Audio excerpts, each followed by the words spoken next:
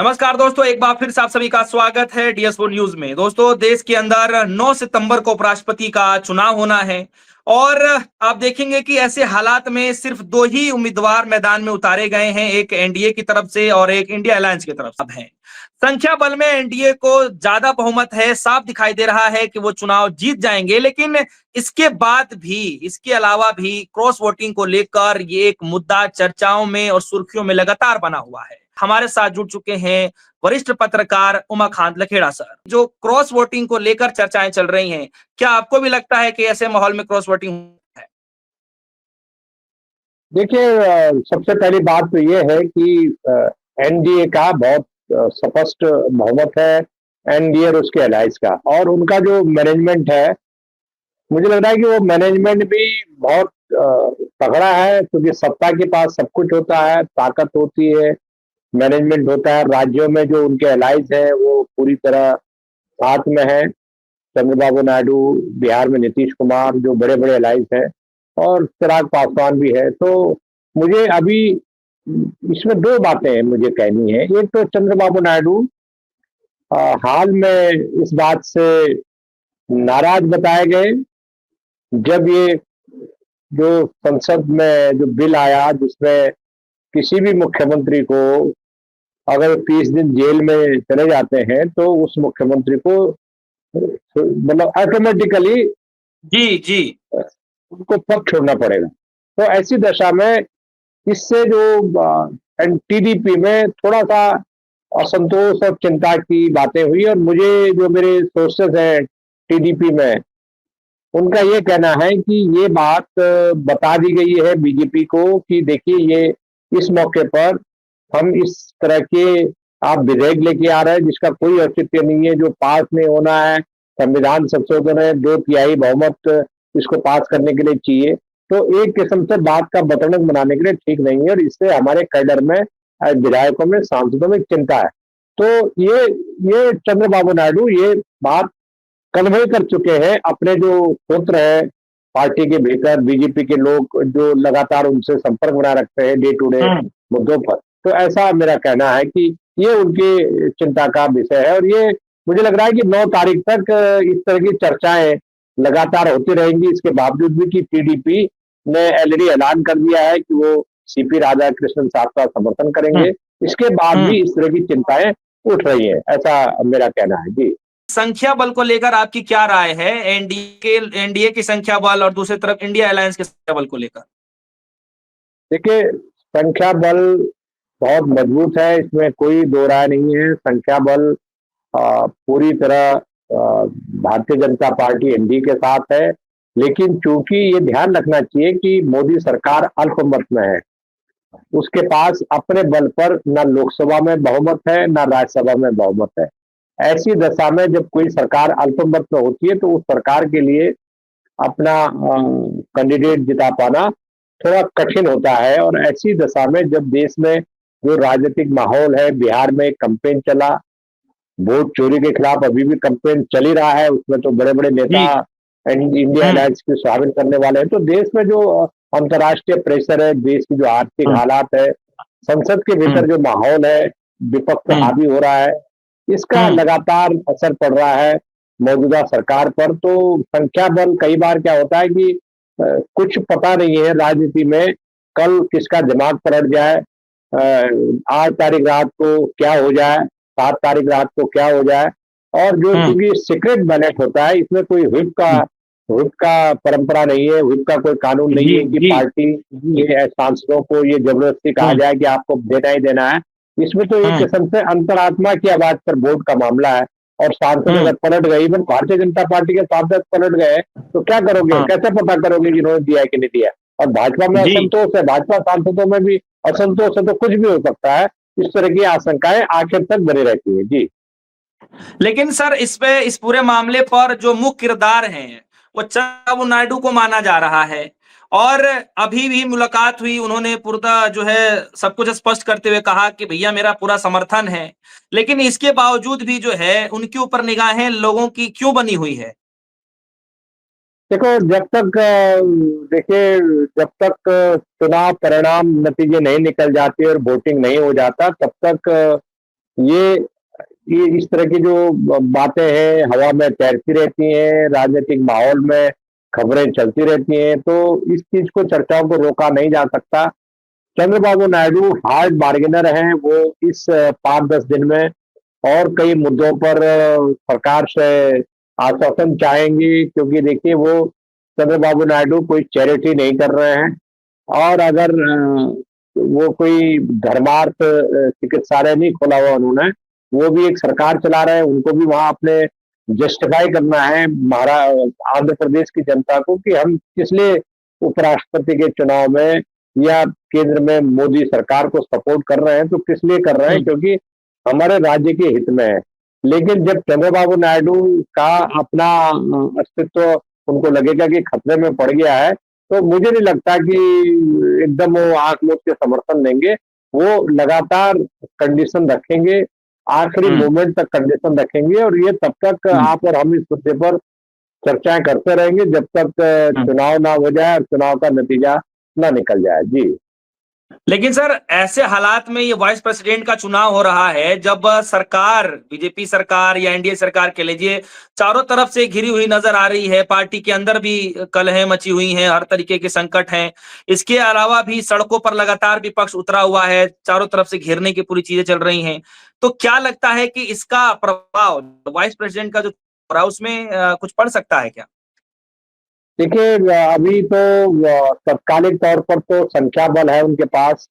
एक माहौल होता है देश में, कुछ भी घटनाक्रम घट रहे हैं, तो एक माहौल कंट्रीब्यूट करता है। देखिए आज से 6 महीने पहले बिल्कुल कोई माहौल नहीं था, और सबसे बड़ा मुद्दा ये है कि देखिए धनखड़ साहब, जो जगदीप धनखड़ जो पहले उपराष्ट्रपति रहे हैं, और उनको 1 महीने पहले 3 हफ्ते पहले उनको हटाया गया, तो उससे एक गलत मैसेज भारतीय जनता पार्टी के बारे में गया है कि भारतीय जनता पार्टी जब चाहेगी वाइस प्रेसिडेंट को हटा देगी। तो इस तरह के माहौल में जो इस पद की जो गरिमा है, उस पर बहुत बड़ा जिसको कहते हैं धक्का लगा है। इस गरिमा गिरी है, और उसके लिए मैं मौजूदा सरकार को जिम्मेदार ठहराऊंगा, क्योंकि इन्होंने किस तरह से उपराष्ट्रपति को ऐसे मौके पर, जबकि राज्यसभा चल रही थी और उनके खिलाफ मंत्री खड़े हो गए, जेपी नड्डा सदन में उनके उनके बिहाफ में वो सदन का संचालन करने लग गए, डायरेक्शन देने लग गए। तो एक माहौल जो खराब हुआ है, उसके लिए तो भारतीय जनता पार्टी जिम्मेदार है, और उन्होंने इस पद की गरिमा को गिरा दिया। और ऐसा बहुत महत्वपूर्ण पद नहीं रह गया, ये लोगों को ये पता लग गया। वैसे भी प्रैक्टिकल तौर पर, व्यावहारिक तौर पर हम देखें तो राष्ट्रपति उपराष्ट्रपति का बहुत बड़ा कोई रोल भारत के संविधान में नहीं है। उनकी बहुत सीमित भूमिका है, और वो सीमित भूमिका है कि जब हाउस चलता है तो वो उसके सभापति, जो सभा है राज्यसभा की उच्च सदन की, उसकी सभा को संचालित करने के लिए रखे जाते हैं। उनका काम होता है उसको संचालित करना। उसके अलावा कोई प्रोटोकॉल के अलावा कि 15 अगस्त, 26 जनवरी या कोई ऐसा ओकेजन हो रहा हो, अदरवाइज कोई भूमिका ही नहीं है उपराष्ट्रपति की। बिल्कुल कोई भूमिका नहीं है। वो बैठ करके वो अपना काम चलाते हैं, और एक सेशन खत्म हो गया तो दूसरे सेशन का इंतजार करते हैं। तो ऐसी दशा में जो इस चुनाव को लेकर के बहुत ज्यादा उत्साह नहीं है, क्योंकि इसकी जगदीप धनखड़ के साथ जो व्यवहार हुआ, उससे मोदी सरकार की भी अच्छी खासी किरकिरी हो गई है। और उनको जो नए राष्ट्रपति जी के उम्मीदवार हैं, उनको लेकर के भी होगा कि भाई उपराष्ट्रपति के उम्मीदवार क्या अपने मन से काम कर पाएंगे, इस पर भी सवाल उठ रहे हैं। लेकिन सीपी राधाकृष्णन साहब बहुत शालीन है, मैं उनको पर्सनली जानता हूँ, और वो इतने शालीन है कि वो किसी तरह का, मुझे नहीं लगता कि सरकार से वो कन्फ्रंटेशन करेंगे, क्योंकि वो खुद ही आरएसएस से निकले, और जगदीप धनखड़ का आरएसएस से कोई ताल्लुक नहीं था। इन दोनों में यही फर्क मुझे लगता है। जी। लेकिन ऐसे हालात में सर बिहार के अंदर जो बिहार में नवंबर में शायद चुनाव हो सकता है, या यूं कहें कि होने वाला है। और इसी हालात में जो एनडीए के जो घटक दल हैं, चाहे नीतीश कुमार हो, चिराग पासवान हो, मांझी साहब हो, इसे ऐसे हालात में कि एक तरफ वाइस प्रेसिडेंट का चुनाव हो रहा हो, उधर बिहार में चुनाव होना है, क्या लगता है कि ये कुछ सेटलमेंट करने की बात कर सकते हैं कि हम आपको वोट दे देंगे, लेकिन कुछ बार्गेनिंग करिए, बार्गेनिंग को लेकर के बिहार इलेक्शन में? जी, जी, ज़रूर मैं उस बात से सहमत हूँ। देखिए बहुत बड़ा स्कोप नहीं है बार्गेन करने का, क्योंकि पहले से ही जो कैलकुलेशंस हो रही हैं, कई महीनों से बातचीत चल रही है। लेकिन एक मनोवैज्ञानिक दबाव अब जो एनडीए के अलायज है, जिसमें चिराग पासवान है, जिसमें जेडीयू तो सरकार ही चला रही है, मुख्यमंत्री जेडीयू का है। तो जेडीयू बड़ा हिस्सा चाहता है वहाँ विधानसभा की सीटों का, और जेडीयू चाहेगा कि उनकी जो शर्तें हैं वो मानी जाए, क्योंकि अगर जेडीयू को आप नाराज करोगे ऐसे मौके पर जब उपराष्ट्रपति का चुनाव सामने है, और जेडीयू के जो सांसद हैं उनके लोगों को अगर आप विधानसभा में टिकटों से वंचित करेंगे और बीजेपी बिग ब्रदर की भूमिका में निभाने की चेष्टा करने की कोशिश करेगी, तो इस पर चिराग पासवान की बार्गेन पावर को भी अगर कम करने की कोशिश करेंगे, या मांझी साहब के जो 5-6 सीटें आप देने वाले हैं उनको वहां कटौती करने की कोशिश करेंगे, तो वो नाराज हो सकते हैं। तो ये डर हम्म भारतीय जनता पार्टी के भीतर है, उसकी चर्चा है पार्टी के कैडर में बिहार से दिल्ली तक चल रही है। जी। हम्म हम्म।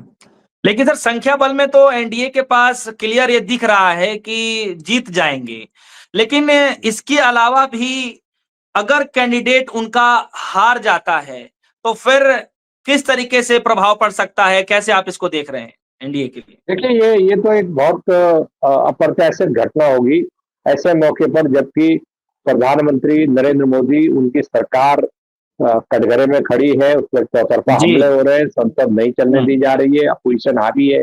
बिहार में वोट चोरी का कैंपेन चल रहा है, विपक्षी नेताओं की बड़ी फौज अभी 1-2 दिन में वहां आने वाली है। बिहार में 2-4 दिन में प्रियंका गांधी हम्म वहां पहुंच रही है। तो ये सारे घटनाक्रम ये दिखाते हैं कि मौजूदा सरकार बहुत बड़े संकट में है। आर्थिक संकट है, विदेश नीति के संकट है, चाइना का संकट है, टैरिफ का संकट है, रूस से जो तेल आप खरीद रहे हैं उससे अमेरिका बहुत नाराज है, आपके खिलाफ तरह तरह की सैंक्शंस की स्थिति पैदा हो गई है, और डॉलर के मुकाबले हमारा रुपया लगातार कमजोर हो रहा है। तो ये सारे जो मुद्दे हैं, जो चीजें हैं, ये कुल मिलाकर के राजनीतिक माहौल पर प्रेशर करते हैं, और जो सत्ताधारी पार्टी है उसको दिक्कतें आएंगी। इतना बड़ा देश है हमारा, समस्याओं से घिरा हुआ देश है, फ्लड की समस्या है, पूरा हिमालय फ्लड में डूबा हुआ है, बड़ी घटनाएं हो रही हैं, बिहार में घटनाएं हो रही हैं। तो ये सारे माहौल में इन तरह की चीजों का असर पड़ता है। जी। लेकिन अगर ऐसे हालात में सर विपक्षी जो कैंडिडेट हैं, अगर वो वाइस प्रेसिडेंट का चुनाव हार जाते हैं तो विपक्ष की राजनीति पर इसका क्या प्रभाव पड़ सकता है? देखिए विपक्ष के पास खोने को कुछ नहीं है, वो पहले से ही सत्ताधारी पार्टी का जगदीप धनखड़ तो भाजपा के कोटे से राज्यसभा जीते थे 2022 में, और इतना प्रचंड बहुमत 78% वोट पड़ा था उनको। तो ये 74 है, 78%, मतलब इतना प्रचंड बहुमत वोट मिला था उनको कि जिसकी कल्पना नहीं की जा रही थी कि इतना ज्यादा वोट पड़ेगा। तो मुझे इस बार तो ऐसा नहीं होने वाला है। 2022 और ये 2025 है, 2024 में राजनीति का पूरा चरखा बदल गया है। तो मुझे ऐसा लग रहा है कि अपोजिशन पार्टीज को बहुत ज्यादा, क्योंकि पहले से संख्या बल में वो कमजोर है। रोचक बात यह है कि जो अपोजिशन पार्टी की जो फाइट चल रही है नंबर गेम की या क्रॉस वोटिंग की, इस पूरे जाल जंजाल के बीच में अगर अपोजिशन पार्टीज के जो सांसद हैं वो cross voting India NDA alliance से, मतलब जो भाजपा और उसके समर्थक दलों से अगर 10-20 वोटों का वो क्रॉस वोटिंग करवाने में सफल होते हैं, जैसे 2007 में शिवसेना में टूट हो गई थी, और वो उन्होंने प्रतिभा देवी सिंह पाटिल जो राष्ट्रपति की उम्मीदवार थी कांग्रेस यूपीए की तरफ से, उनको शिवसेना ने वोट दिया था जबकि वो भाजपा के अलायंस थे। तो ऐसी दशा में लगता है कि कुछ विपक्ष को ये अपना वजन तोड़ने में का मौका मिलेगा कि क्या वो क्रॉस वोटिंग कराने में सफल हुए हैं, क्योंकि क्रॉस वोटिंग प्रभावित बहुत ज्यादा इसलिए नहीं करेगी कि जो मेंबर ऑफ पार्लियामेंट की जरूरत पड़ेगी तभी जाकर के आप क्रॉस वोटिंग करने में सफल हो सकते हैं। तो अपोजिशन के लिए बहुत ज्यादा खोने को नहीं है, लेकिन उनको एक एकता कायम करने का और अपनी जो स्ट्रेंथ है संसद के भीतर संसद के बाहर, उसमें एक बूस्ट करने का, मजबूत करने का एक मौका है उनको मिल गया है। और ये उपराष्ट्रपति का चुनाव एक विपक्ष के लिए भी एक अपॉर्चुनिटी है कि वो सोचे, वो देखे, असेसमेंट करे कि कैसे वो आने वाले राज्यों में विधानसभा चुनाव हो रहे हैं, जैसे बिहार में हो रहा है, उसके बाद बंगाल में होगा, उसके बाद तमिलनाडु में होगा, कई राज्यों में चुनाव होने अगले साल यूपी में, और पंजाब में चुनाव होना है, पंजाब में आम आदमी पार्टी की सरकार है, उसने पहले सपोर्ट कर दिया कि हम सुदर्शन रेड्डी साहब को वोट करेंगे। तो ये अपोजिशन पार्टी जो है कमर कस रही है, तो इसका भी एक असर पड़ेगा, एक मनोवैज्ञानिक असर पड़ेगा। अपोजिशन पार्टी अगर जीत जाती है या हार जाती है या नैरो मार्जिन भी हो जाता है, मार्जिन को कम कर देते हैं, तो भी मुझे लग रहा है कि अपोजिशन पार्टी की जीत मानी जाएगी ऐसे माहौल में, ऐसा मेरा मानना है। धन्यवाद। जी सर, बहुत बहुत शुक्रिया सर तमाम जानकारी के लिए। ठीक है, थैंक यू। धन्यवाद।